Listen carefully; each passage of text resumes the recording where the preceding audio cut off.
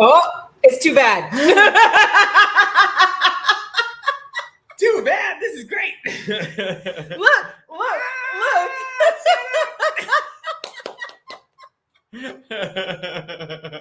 It's Luke Wallens, everybody. It's Shannon Stott, everybody. Yeah, and we're together on the same screen, and we have all of the excitement. I feel sad, like I couldn't figure out how to put both of our names on here, so we're just both Shannon Stott. Okay, all right, yeah. I mean, sometimes it's okay, and sometimes it's. I can write it down. It's just if we can just like hold up a little thing that says Shannon Stott. Don't worry, Luke is about to fix this. No, go ahead and fix it. While Luke is fixing this, if you were tuning in and you're like, man, I just, what was Shannon even rambling on about? The other thing that I need to tell you is I don't have a banner today. No, there's no banner. So you're just going to have to trust me when I say this particular episode is still about reliability, but I have a question. I have the thing for you. Okay. And it is, what do we do? No, you just keep make it happen. Okay. No, now you've set up. Yeah, I know. They're expecting it. I got to follow through. Sorry. Reliability is what this whole show, this whole month, reliability is about. The whole month is about reliability, and this one's a doozy. You ready for this doozy? I would love it. Yeah, bring it on. I want to talk about when oneself becomes unreliable to oneself, and I was thinking about like specifically your body, your mind, when you start to become unreliable. You see what I did? I broke you. You broke me. It's doozed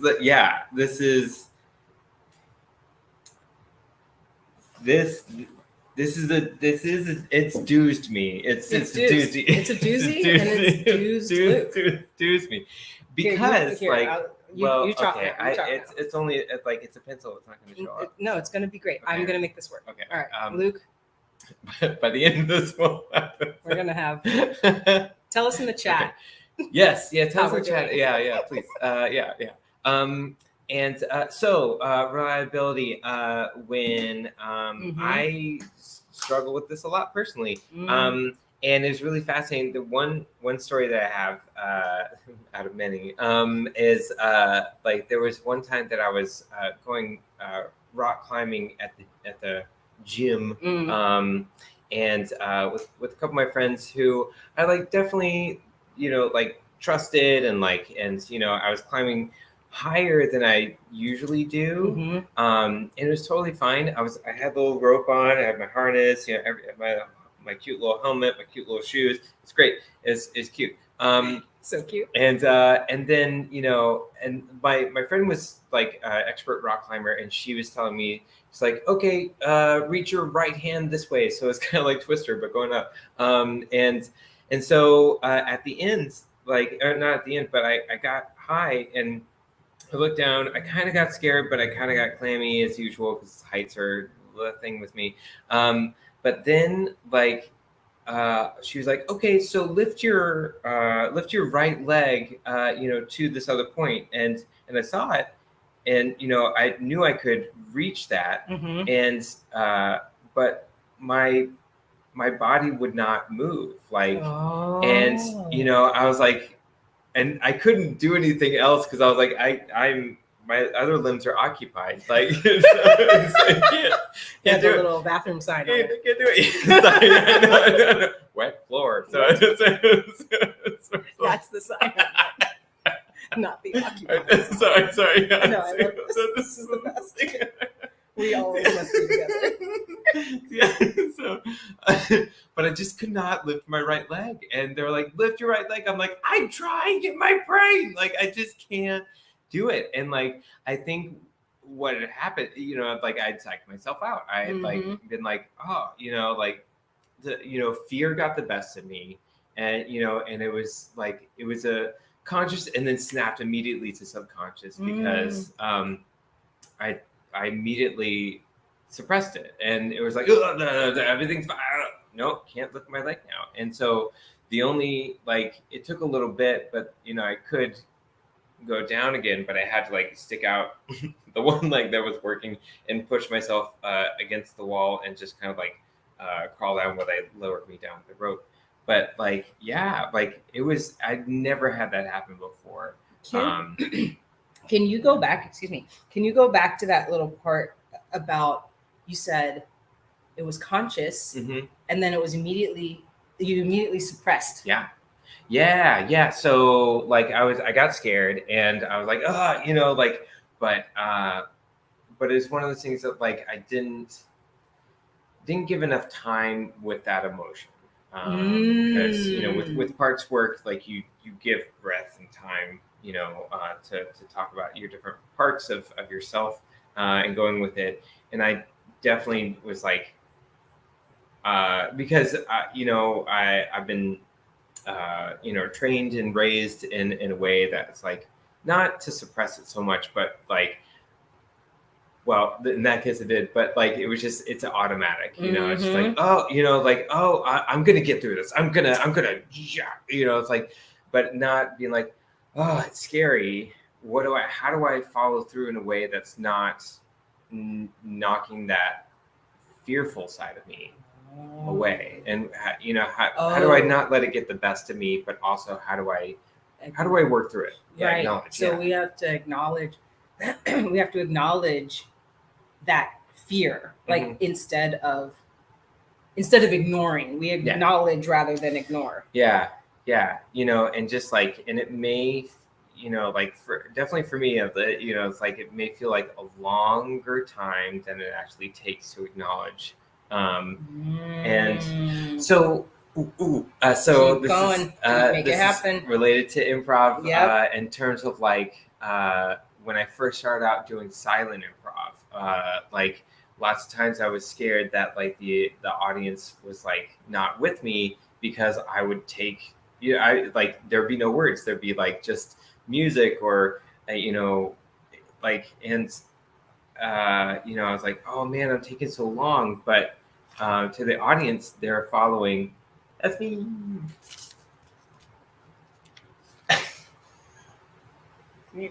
Can you see this? There we go. Luke, drama therapist. Yay. Registered. Yeah. Yay. Thank you. It's my honor.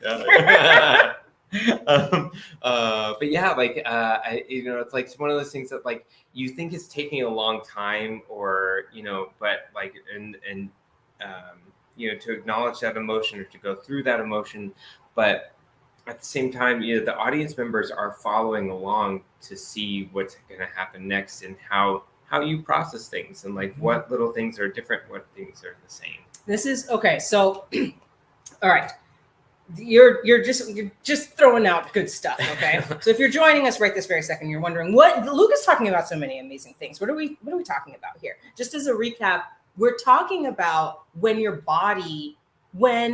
in general we're talking about reliability, okay? And what improv has to do with reliability, but really we're talking about when your body or your mind is unreliable to you. Yeah. And this idea that you're playing with, you're telling us about, Luke, the idea that improv, specifically silent improv, and you thinking maybe the audience isn't going to come with you, to even relate that back to your story of climbing, it's like, it's strange because you become your own audience to the fear. When you were talking about, your leg isn't doing a thing, your body is having this reaction, and like, as in you can't move your leg, your system starts to become an audience, right? Like, it's what are we going to do? Are we going to repress? Are we going to move through? Are we, what action are we going to take? And in improv land, we try to train the audience to move through, to come with you, like you're saying, like, okay, look, I'm having a reaction to what's going on.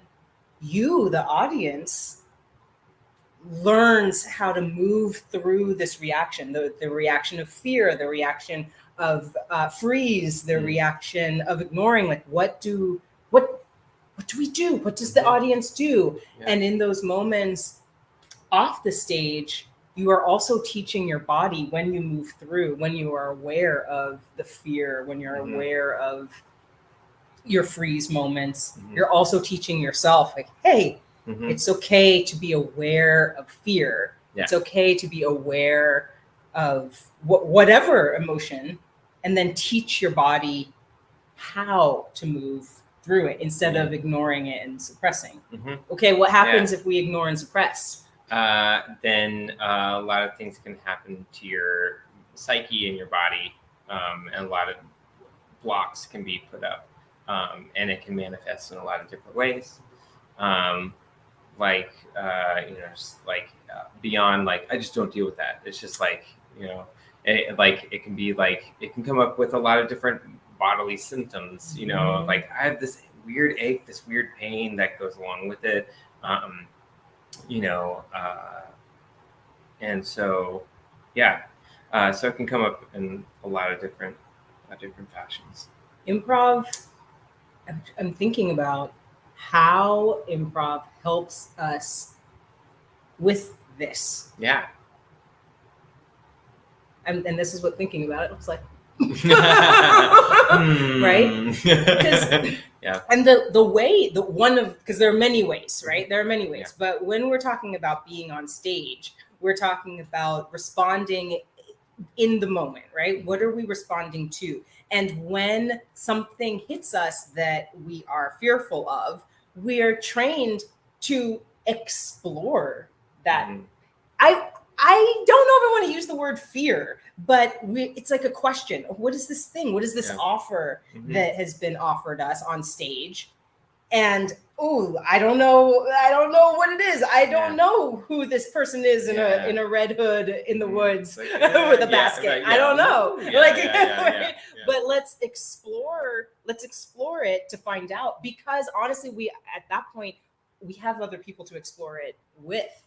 In your situation where you're climbing, you have your trainer or your friend. My friends. So you can explore that a little bit. Yeah. And like, and it was just exploring it is being conscious about exploring that is another thing too, about like, hey, take that tiny little step. Like, you don't have to explore it fully and know it deeply and everything like that. That takes a lot of time. But you can at least acknowledge that it's there. Even that is scary. Like, I'm scared of the scare thing. Right, because you don't know like what your body is gonna do. You don't know. Okay, well, I see that my body is not responding the way I want. I'm scared of that. And if I continue down this road, if I explore it, I'm scared of that because I want to control. Come on. The control element, yes. Definitely. It's that on stage that manifests as when we are thinking ahead of the game or ahead of the scene, right? Like, okay, I'm sitting on the sidelines. I see Luke he's putting up stuff. He's he's putting on that red hood. He has his little basket and he's moving through the woods. I know exactly. I'm gonna be a grandma, and when I'm gonna get on stage and I'm gonna say, blah blah blah. I'm really, really thinking because I want to control. Right. This story. Yeah. And all of that, by the time you get in there to control it, I mean, Luke's in a swimming pool. Maybe he wasn't. I just wanted to eat bread by the pool. What? But there's this whole wolf situation. You don't see the wolf situation? Yeah, sir. But I wanted to eat bread by the pool. And then we can really, that control can really trigger a whole bunch of other stuff that's going on. Yeah. It really can. And oh man. And it just reminds me of like when I'm Oh, yay. I just wanted every once in a while. Drama therapist. Registered. Luke Wallace. Hello. But yeah, like when it came up a lot when I'm like, teaching adults improv, where, the control element comes out in a lot of different ways. Being like, oh, well, I know my sense of humor and everyone gets my sense of humor. It's like, well, not everyone does. Like, there's totally different things. And it's all about when I didn't think about it until you brought it up, be like, oh, I want to control this narrative. I want to control this scene that's happening, this character. And the best way I can do that is to tap into my own sense of humor and to throw it out and be like, this is it. It's like, well, there's like when you're creating a scene together, like you got to give a little bit, but then you also have to like receive a little bit. Right. And, it's a give and take. It is. And sometimes when we, in the moment that we're doing that control thing, where we're like, I'm going to tap into my sense of humor, that's exactly when your body or your mind fails you. Yeah. Right. You're like, I know what always works in this, like the pun or the joke or the whatever. And you go there and it's. Yeah. Right. Your body fails you. And what we are taught as improvisers when that happens is one, what has just been offered? Yeah. Can we listen to that? Can we pick up on that? And two, to rely on the person next to you or the people around you, because it can be so, it's just, there is guilt that comes up with your mind and body failing you. There's guilt. There's a lot of, there's shame. Yeah. A lot of different like negative emotions to tap into that. And so, and when I approach like drama therapy with clients and, I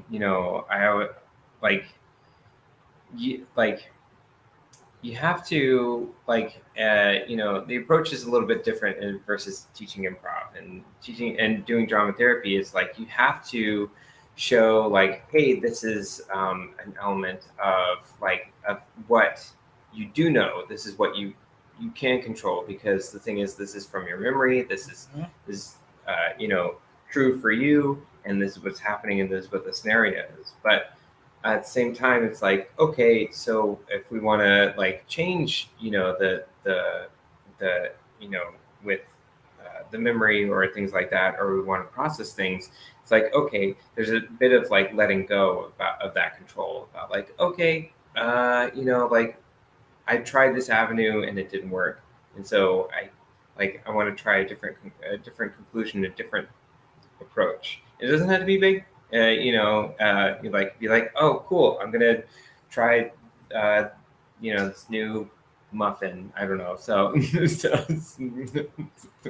or I just wanted, cookie. I'm not sure. So yeah, a cookie. But yeah, so yeah.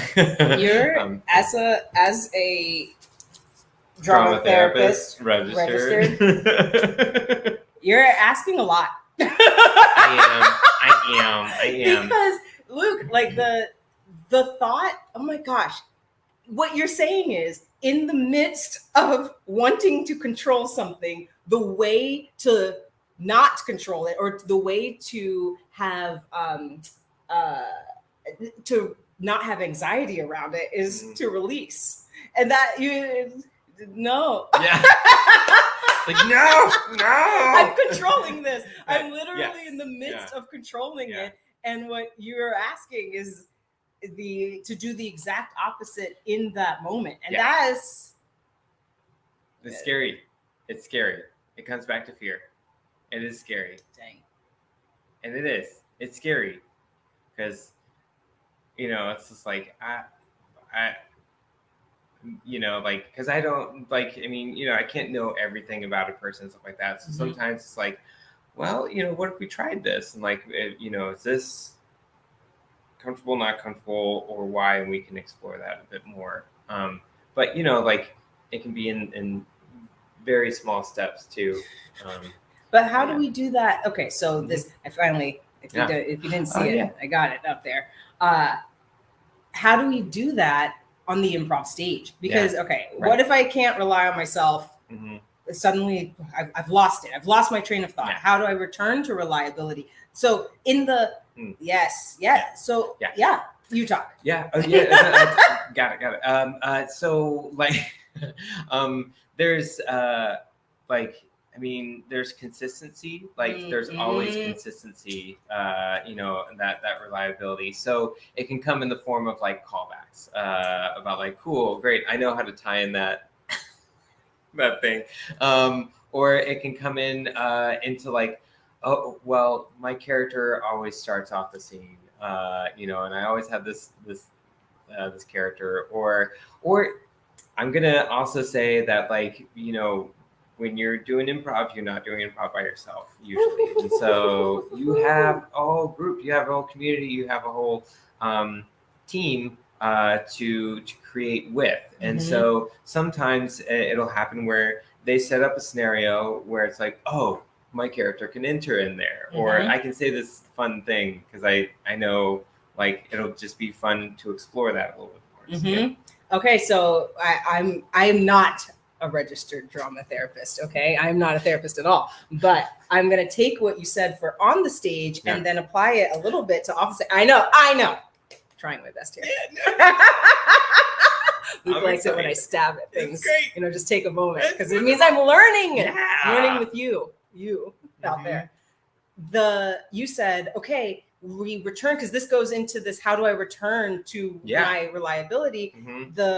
You're saying on stage, like, we'll take for character example, maybe my character talks like a pirate, and suddenly I'm talking like this, but I'm still doing this thing, and I lost my character, but there it is, now I can return to this now where I can figure out who I am.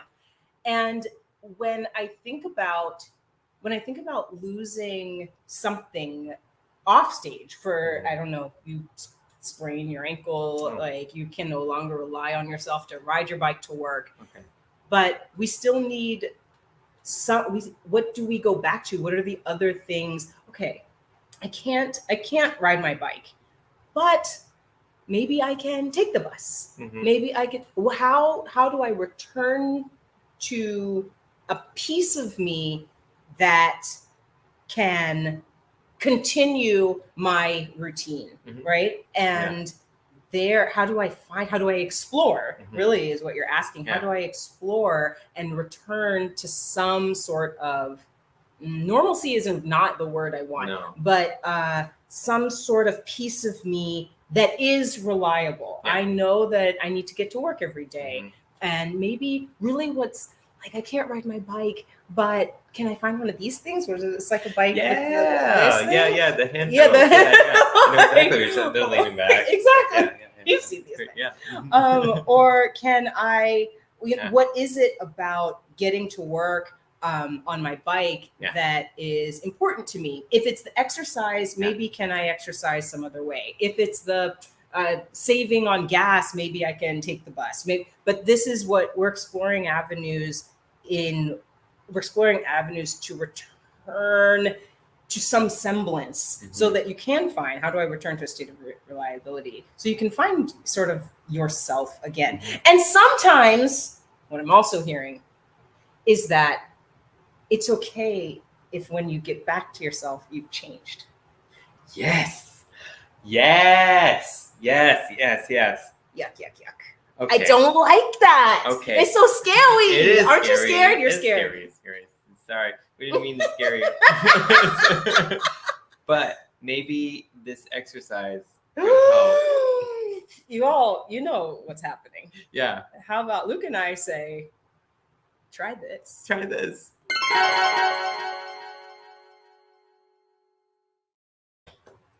I love it so much. Does it get old? So this exercise, I did it in a warm up for one show, it's a great warm up. So basically, what we're gonna do is we have an imaginary shelf of gifts. We're gonna be giving a gift to somebody else. Okay. We're gonna be naming this gift, and by giving it, and then the other person is gonna respond with like, "Thank you for the gift. This makes me feel." Because and then it'll be back and forth that way. Oh, this makes me feel because. Okay. All right. So that's all that is, and we'll talk about it afterwards. Okay. Cool. Shannon, I got you this box of spoons. Oh, thank you for this box of spoons. This makes me feel seen because you know that I like to eat. Specifically baby food. Which is true. And I need spoons for that. Thanks. Luke, I got you this litter box. Oh my gosh, thank you for this litter box. This makes me feel really kind of cozy because like now I can give my cat a tiny little litter box because I have a tiny cat. Tiny. Yeah. A small cat. That's me. Yeah. Shannon, I got you this really fluffy yet God, it's like cloth, but it's also soft, and like you can hang it up as like drapery in like the house, or I don't know, like but it's just like it's a bundle, and it's never going to be folded. It's kind of weird. So I love this. This makes me feel so heard. Because whenever I am just cold, it doesn't matter if it's 110, it doesn't matter if it's 25 below. Yeah. I feel cold and I want to wrap myself in things and just look at things that are warm. So thank you. I feel understood and heard. Thank you. See, got it. I have one more gift for you. Okay. Yeah. Luke, I got you this. It's a big giant 48 holder egg carton. Yes. Wow. Yes. And it spins. Yes. Look at cool. This is great. I seriously, this makes me feel really excited to eat because I have eggs for breakfast every morning, and it also makes me feel really fancy because I can rotate it around right in my fridge, and also just a little bit excited because then I can spin it and then close the fridge and then open it up and be like, is it gonna spin again with eggs? So yeah, it's cool. It is. Can't wait to load this up. Load it up with eggs. Thank you. Yay! Yeah. So how does my question how do we return to a state of reliability with that game? What do we explore with that? Let's see. How do we? Well, great. One, what is unreliable in that game is what I'm receiving. Yeah. Like I don't know what I'm gonna get. You're reaching into the abyss. Yeah. What returning back to a state of reliability for me is I look at the thing. I really am searching for why I like this thing, and I can feel like grounded in whatever it is. Also, my partner is not going to be like, "That's not why I got it for you."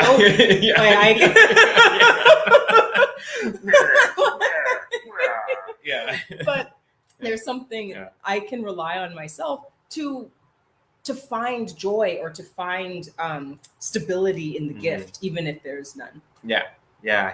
And I found myself relying on like imagination too, about like what can it do, what can it do, but I was like, no, I gotta loop back to the emotion about how it makes me feel first, which I had to like be like, and so I had to reroute it backwards, but like it was it was also to be like, how am I going to feel about this, whatever is said? Mm-hmm. You know? Yeah. Like, how am I going to feel? Like, there's the other spot of reaching out into the unreliable. Mm-hmm. Like, I don't know what there's nothing here. There's really, there's space around here. Yeah. So you have to rely on your imagination, right? Yeah. And then also I'm relying on you to accept me, you know? Yeah. Like, that's Luke Wallens is a deep person, but this thing that I'm giving you, this like 48 egg holder. So love.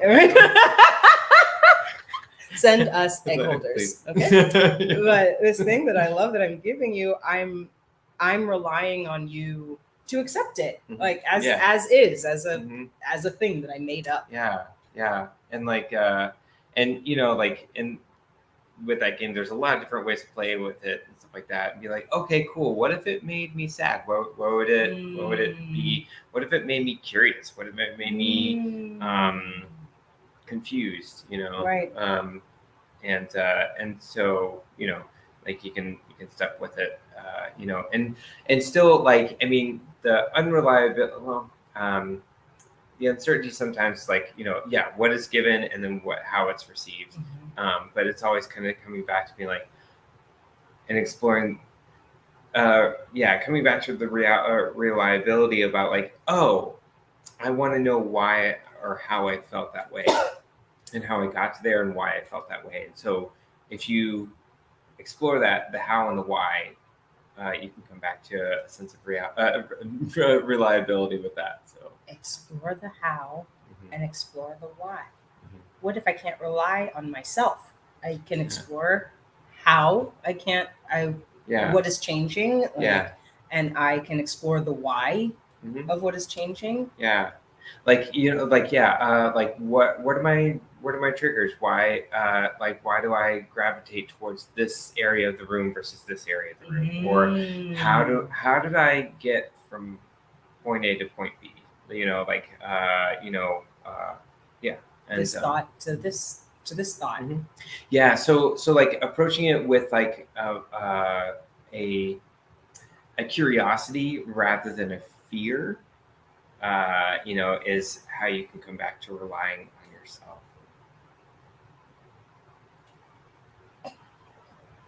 Right. Approach things with curiosity rather than fear, so that you can rely on yourself on and off the stage.